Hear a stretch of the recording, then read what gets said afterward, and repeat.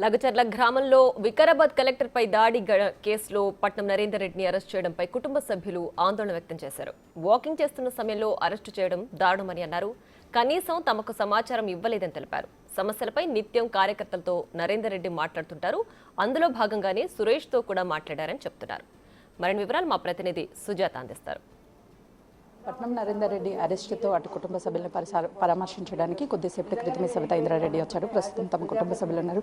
చెప్పండి అండి, వాకింగ్ చేస్తున్నటువంటి టైంలో అరెస్ట్ చేశారు, ఏ విధంగా చూస్తారు? ఏదైనా కూడా మాకు తెలియదు. నేను ముందుగా వెళ్ళాను, నరేందర్ గారు తర్వాత ఇచ్చారు.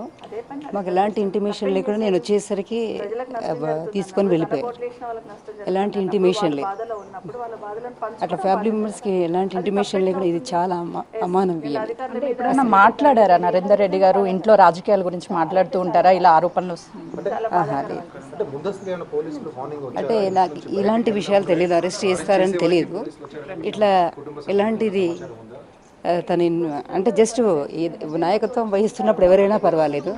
నాయకత్వం వహిస్తున్నప్పుడు పబ్లిక్ తరపు నుంచి మనం మాట్లాడాలి కదా, వాళ్ళ సమస్యలకు స్పందించాలి కదా. ఆ విధంగానే స్పందిస్తున్నారు. ఈ టైంలో కాకుండా ఎటువంటి టైంలో అయినా ఆయన స్పందిస్తారు కాబట్టి అలా స్పందించారు. కానీ ఇట్లా కేసు ఫైల్ చేశారని తెలిసి కానీ ఇట్లా అరెస్ట్ చేస్తారని మనకి ఎలాంటి ఇంటిమేషన్ లేదు. అంటే ఇది చాలా స్పష్టంగా నరేందర్ రెడ్డి గారు మాట్లాడారు. ఆ సురేష్తో ఈ ఘటనకి సంబంధించి పాత్ర ఉంది అంటున్నారు. మీకు ఏమైనా ఇంటిమేషన్? నాకు తెలియదు.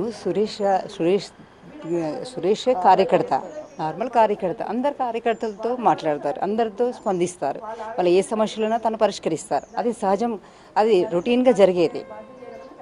స్పందించాలి కదా, ఎటువంటి టైంలో అయినా స్పందించాలి కదా, స్పందించారు.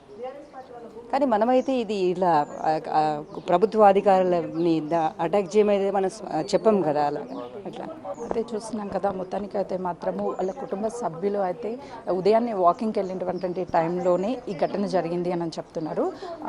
కార్యకర్తలు కూడా పెద్ద ఎత్తున తమ ఇంటి వద్దకు చేరుకున్నారు. ఉదయం నుంచే వాళ్ళ కుటుంబ సభ్యులని పరామర్శించేందుకు అటు సబితా ఇంద్రారెడ్డితో పాటు మాజీ ఎమ్మెల్యేలు, మంత్రులు ఒక్కొక్కరికి అయితే మాత్రం ఇంటి వద్దకు చేరుకుంటున్నారు. ఏదైతే అటు సురేష్కి సంబంధించి 42 సార్లు కాల్ మాట్లాడారు అని డేటాల ఆధారంగానే అటు పోలీసులు అయితే మాత్రము మొత్తానికి ఇటు నరేందర్ రెడ్డిని అదుపులోకి తీసుకొని విచారిస్తున్నటువంటి పరిస్థితి ఉంది. కెమెరామెన్ శ్రీకాంత్తో సుజాత.